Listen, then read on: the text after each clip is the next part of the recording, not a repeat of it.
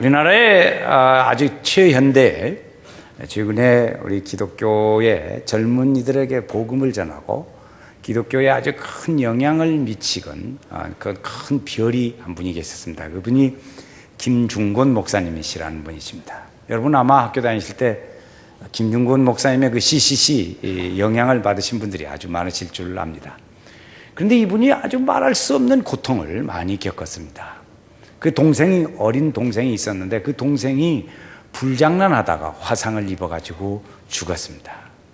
또 한 동생이 있는데 그 동생이 벌목 현장에서 쓰러지는 나무에 치여가지고 그가 죽고 말았습니다.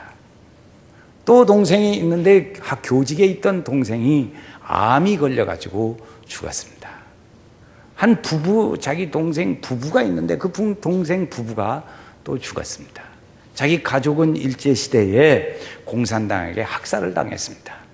본인은 일본 공산당에게 23번이나 붙잡혀가서 많은 고난을 겪었습니다. 그래서 941생이 아니라 104일생이라 그렇게 본인은 얘기를 하죠. 세상에 이렇게 목사님도 그런 제3자가 그 많은 고생을 어떻게 이해할 수 있을까? 그런 생각을 해보게 됩니다.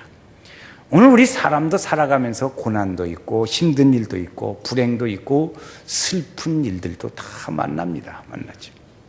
예수 믿는 사람도 만나고 믿지 않는 사람도 만납니다. 그런데 예수 믿는 사람과 믿지 않는 사람이 똑같은 고난을 당하는데 그 고난을 이겨내는 방법의 차이가 있습니다.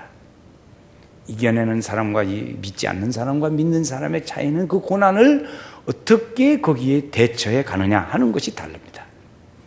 오늘 말씀은 예레미야라고 하는 선지자 예를 통해서 이 예레미야라는 선지자를 통해서 우리가 그 모델을 찾아보고 그를 통해서 어떻게 그런 어려움을 이겨가는가 하는 것을 우리가 함께 나누면서 은혜를 나누고자 합니다. 이 예레미야 선지자는 하나님의 주시는 계시를 받아서 백성들에게 하나님의 말씀을 전하는 그런 사람이었습니다. 하나님의 말씀을 잘 들었어요. 그래서 하나님이 주시는 이 계시의 말씀을 들어서 이스라엘 민족이 지금 앞으로 나중에 가서 어떻게 될 것이고 이들의 모습이 얼마나 고난을 당하고 힘들 것인가 하는 것을 그림을 보는 것처럼 이분은 다 알고 있었습니다. 하나님이 주시는 말씀으로 다 알고 있어요. 민족이 당해야 할 앞으로의 일들에 대해서 알고 있었어요. 그런데 막상 그렇게 알고 있으면서도 닥쳐왔습니다. 그 고난이 닥쳐왔습니다. 3년 동안에 넘치도록 계속되는 기근이 있고 사람들이 막대기처럼 많은 사람들에게 죽어가고 그리고 죽은 사람의 시체의 배를 가르는 일들이 있고 그리고 어린아이들을 돌에 부딪혀서 죽게 하고 그리고 하나님의 성전이 불에 타버리고 성전에 있는 모든 기구들은 다 도둑맞고 이런 일들을 보면서 그렇게 뻔히 알고 있으면서도 이 예레미야 선지자가 생각한 것은 뭐냐면 하나님 어떻게 이런 일이 있을 수 있습니까? 하나님께 얘기를 하는 겁니다. 하염없이 하나님 앞에서 눈물을 흘리며 어떻게 이런 일이 있을 수 있습니까? 그런 거죠. 사람이 마음이 낙심나고 힘들 때 그 속에 일어나는 증세가 하나 있습니다. 그건 뭐냐면 거부 반응이에요. 거부 반응. 그래서 마음에 불평을 하고 또 우리 믿는 사람 같으면 하나님 원망해. 하나님 그럴 수 있어요. 하나님 살았어 죽었어. 막 아마 하늘에 대고 그렇게 말할 수 있을 거예요. 예레미야 선지자도 똑같은 그 마음이었어요. 너무너무 그걸 알고는 있었지만 힘드니까 하나님께 얘기하는 거예요. 나를 종일 이렇게 때리는 자도 하나님이시고 나를 어두움에 가두어두는 분도 하나님이시고 나를 사정없이 내 마음을 찢어놓는 자도 하나님이시고 나에게 쓴 잔을 주셔서 내 마음의 평강을 뺏어가는 분도 하나님이시고 나의 길을 돌로 쌀져서 막아놓는 분도 하나님이시고 활로 쏴서 내 허리를 맞추는 분도 하나님이시다. 이 모든 일들은 다 하나님이 했다. 얼마나 답답하면 그러겠어요. 하나님이 했다고 얘기하는 거예요. 여러분 그것도 우리가 아는 대로 앞에 말씀드린 바와 같이 하나님의 계시의 말씀을 받아서 전하는 그런 하나님의 선지자가 그런 말을 할 때 어떻게 그런 말을 할 수 있겠어요? 마치 그런 거지요. 여기 있는 한홍성 목사가 성도들 앞에서 이렇게 말씀을 전하지만 하나님 죽었다 그러고 돌아다니면 되겠어요? 똑같은 것이죠. 우리가 큰 문제 어려움을 만나면 흔들리고 힘들고 어려운 원망할 때가 많이 있습니다. 그때 원망하는 말들이 그렇지요. 예수를 믿어도 별 수 없구나. 그래도 내가 예수 믿으면서 기도도 많이 했는데 하나님 내 기도를 들어주지도 않고 내가 차라리 예수를 안 믿었으면 더 좋았을 뻔했다. 그런 생각을 해서 그래 불평의 뿌리가 깊어져 가지. 되게 그렇게 원망하고 더러는 교회를 떠나는 사람도 있고 교회를 그래도 교회는 계속해서 나오면서 그런 아픔을 가지고 있는 성도들도 있습니다. 근데 오늘 말씀 중에 보니까 어느 정도까지 가냐면 그렇게 계속 가다 보면 늪으로 빠집니다. 어려운 늪으로 빠지. 여러분 우리가 어렸을 적에 보면 수렁이 있어요. 수렁이 있는데 수렁에 빠지면 이렇게 팔을 벌리고 가만히 있어야 돼요. 그래서 다른 사람이 와서 건져줘야 합니다. 그런데 자기가 거기서 나오려고 그러면 수렁은 계속 들어가는 거예요. 그렇죠.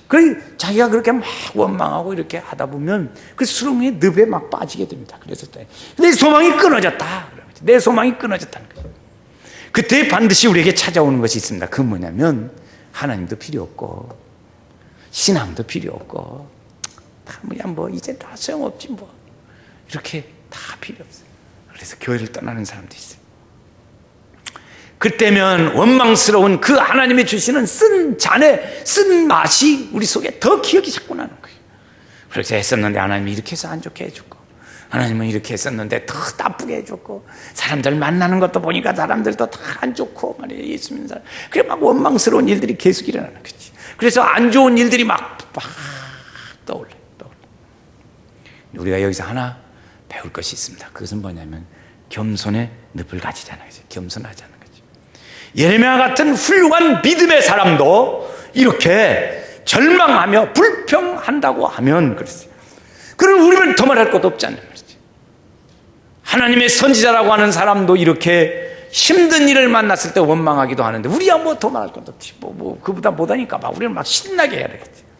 이 믿음의 사람들, 예레미야 같은 사람의 약점도 우리도 가질 수 있단 말이에요.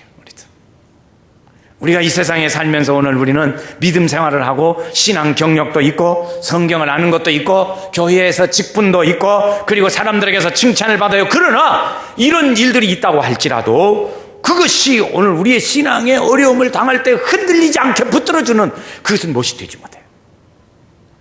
그것은 우리를 붙들어주는 것은 하나님의 은혜인 줄로 믿습니다. 하나님의 은혜예요. 내 마음이 낙심되며 근심에 눌릴 때 주께서 내게 오사 위로해 주시네. 할렐루야. 위로해 주시는 줄로 믿습니다. 하나님이 함께 하시되. 그런데 이런 일들 중에 이 예레미야 선지자가 이렇게 계속 늪으로만 빠지는 줄 알았더니 그게 전환점이 한 가지가 생깁니다. 그 말씀에 보면 오늘 21절 말씀을 한번 같이 읽어보시겠어요? 하나님 말씀 21절 내 중심에 회상한 즉 같이 읽어요. 시작. 중심에 회상한 즉 오히려 소망이 있사오니 소망이 있다니 소망이 있어. 그 아무리 생각해 보니까 소망이 있는 거예요. 중심에 회상한 즉 내 중심에 한 가지가 소망할 것이 하나 있는데 그것이 뭐냐 그랬더니 그 다음에 말씀 중에 보니까 22절 말씀에 보면 거기 나옵니다. 무엇이 두 가지가 나와요. 여호와의 자비와 긍휼이 무궁하심으로 우리가 진멸되지 아니하리라 그랬어요.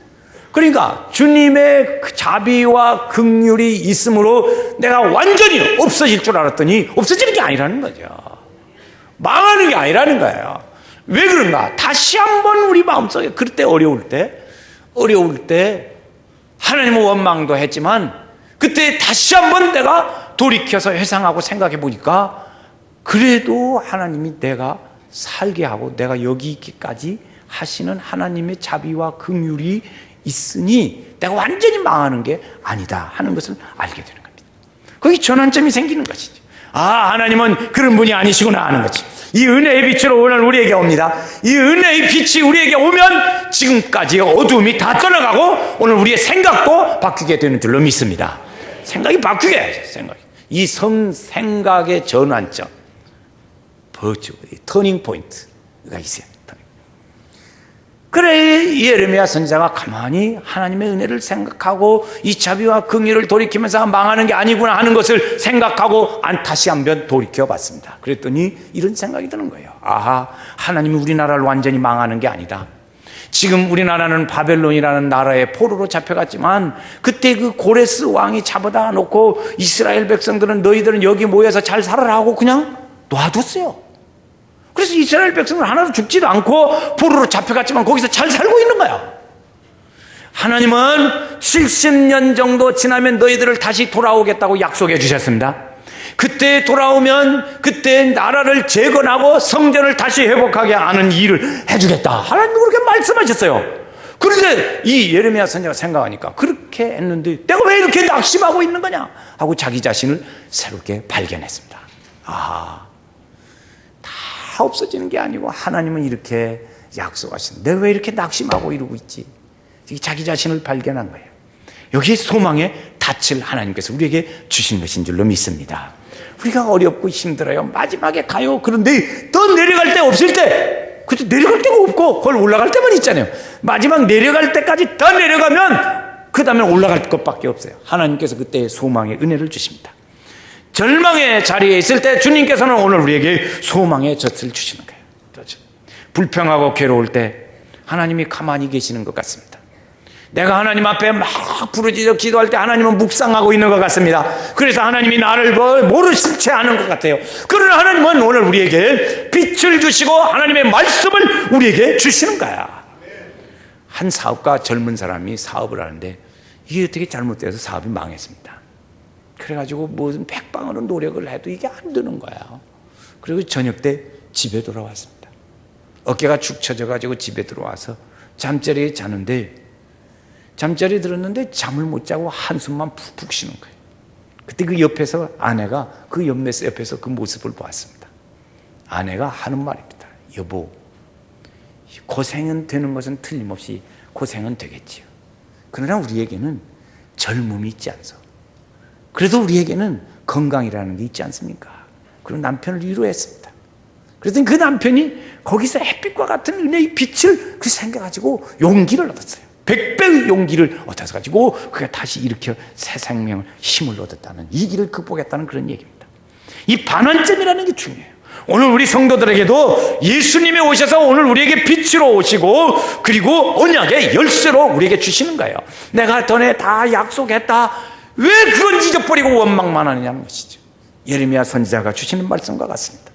하나님은 오늘 우리에게 홀로 두시지 않습니다. 믿음이 흔들리는 절망 가운데 있을 때 하나님께서는 너 혼자 가거라고 하나님은 놔두시지 않는다는 것이죠.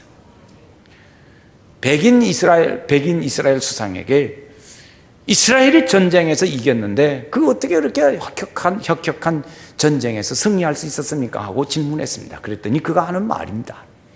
우리나라 훌륭한 지휘관들이 있기 때문입니다. 그 지휘관들에게 절대 전쟁이 일어나면 사용하지 않는 말이 있습니다. 그것은 앞으로 전진하라, 그런 말 절대 사용하지 않습니다. 나를 따르라입니다. 나를 따르라. 이것이 지휘관들의 전문 용어입니다. 오늘 주님도 우리에게 오셔서 하신 말씀이 물고기를 잡고 그물을 깁고 있는 베드로에게도 나를 따르라고 말씀하셨어요. 할렐루야. 요한에게도 나를 따르라고 말씀하셨어요.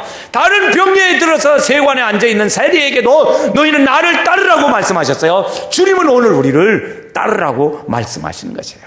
예수 따라가면, 복음 순종하면 우리 행할 길 환하겠네. 주를 의지하며 순종하는 자를 주가 늘 함께 하시리라. 할렐루야. 하나님이 함께 하시오. 주님 우리에게 따라오라고 말씀하시오. 잃어버린 어려움 중에 있을 때 우리에게 오시는 말씀은 따라오라고 그래요. 그때 오늘 우리에게 새로운 빛이 우리에게 오십니다. 그 빛은 우리에게 소망이라고 하는 빛으로 오게 되는 거예요. 그렇게 오시죠. 우리가 어렵고 힘들어서 낙심나고 어떤 사람 보니까 며칠씩 자리에 누워서 얼굴이 새카매져가지고 용기를 잃고 누워있대요. 그때 생각나는 것이 있어요. 그때 그 전에 조금씩 주일학교 때 들었던 하나님의 말씀이 생각나는 거예요. 주일학교에 불러서 배웠던 찬송이 한 구절이 생각나는 거예요. 예수 나를 오라 하네, 예수 나를 오라 하네. 그래서 주님 우리를 부르시는 걸 듣습니다. 그때 하나님의 우리에게 주신 빛이 우리에게 오시는 거예요. 주님이 오늘 우리를 찾아주신 거예요. 주님이 오늘 우리에게 오셔서 함께 새 용기를 우리에게 주신 거예요. 내가 어디를 가든지 너와 함께 하리라는 말씀을 듣습니다. 야곱이라는 사람이 아버지를 속이고 형을 속여서 축복을 받아챘지요. 그래서 거기서 아주 감정이 나빠졌어요. 그래가지고 좋지 않으니까 여갓집으로 지금 피난을 가는 길이에요. 그런데 광야에서 잠을 잤습니다. 잠을 자는 중에 하늘에 닿는 사닥다리에 꿈을 꾸고 그가 하는 얘기예요. 꿈을 깬 다음에 하는 얘기. 하나님이 여기 계시는 줄을 내가 알지 못했구나. 할렐루야. 하나님이 여기 계시는데 내가 그것을 알지 못했구나. 하나님 아시겠어요? 야곱에게 주신 말씀. 하나님은 그 다음에 그에게 주시는 말씀이 내가 어디를 가든지 내가 너와 함께 하겠다. 내가 너와 동행하고 인도해 주시겠다고 말씀했습니다. 예레미야 선지자는 하나님의 자비와 긍휼을 무궁한 이 일들을 회상하면서 다시 한번 일어나고 영적 상태를 회복하게 됐습니다. 24절 오늘 말씀에도 거기 보면 내 심령에 이르기를 여호와는 나의 기업이시라고 말합니다. 나의 기업. 그 기업은 나의 모든 전부라는 거예요. 우리가 사업을 생각할 수 있습니다. 그러나 여기 기업은 하나님이 나에게 주신 전부다. 하나님이 나에게 낙심나고 있는 중에 나에게 기업이 되어져서 희망이요 소망이요 이것을 나에게 주셨다는 것이에요. 이것을 예레미야 선지자가 고백하고 있는 겁니다. 오늘 33절 말씀 우리 한번 다 같이 다시 한번 읽겠습니다. 33절 말씀입니다. 주께서 시작. 주께서 인생으로 고생하며 근심하게 하심이. 다시요. 주께서 인생으로 고생하며 근심하게 하심이 본심이 아니로다. 본심이 아니로다. 하나님이 오늘 우리에게 고생하고 근심하게 하는 것이 하나님의 본심이 아니라는 것이에요. 본심이 아니라는 거죠. 이건 다시 다른 말로 표현한다면 하나님은 내가 고생하는 걸 하나님이 좋아하시지 않는다는 거예요. 하나님께서 잠시 내게 하나님의 뜻이 있어서 내가 조금 그래 허용한 것 뿐이지 얼마 지나지 않아서 다시 회복할 것이다. 원래 하나님 마음이 그런 마음이 아니니까. 여러분 오늘 우리가 사람의 인간관계를 가지고 살아가는데 많은 오해가 있기도 합니다. 그 오해가 없다면 아마 우리도 편하게 잘 살 거예요. 오해도 있지요.